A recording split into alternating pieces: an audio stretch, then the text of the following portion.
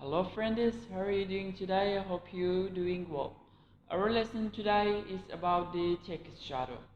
And before we start the lesson, don't forget to subscribe our channel, click on the ring button and like this video. And let's start our lesson. First, let's write an element here and write something inside it. Let's write h1 and to write, for example, watermark stick. And let's go to the CSS to call our element. Our element is h1. And let's write the text shadow. Text shadow.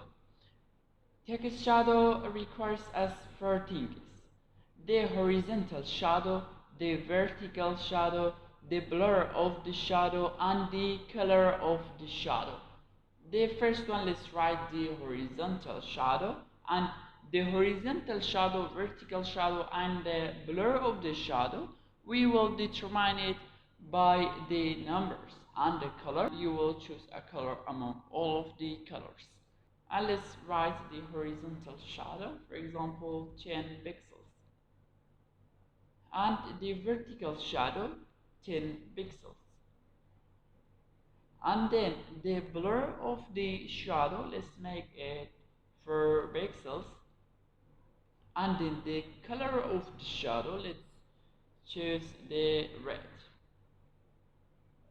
I see, this is how to make a shadow for a text in the CSS, and we can change the horizontal and the vertical or the blur of the shadow, and also we can change the color of it. And let's use it practically to be more clear. I see, change it. Let's make this 2, the shadow to be more clear, and this one let's make it 20.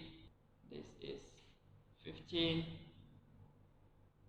I see, this is how the text shadow works. And here we finished our lesson, and I hope you enjoyed it. And don't forget to subscribe our channel, click on the ring button, like this video, and share the video with your friends. And thank you so much for listening. See you in the next lesson.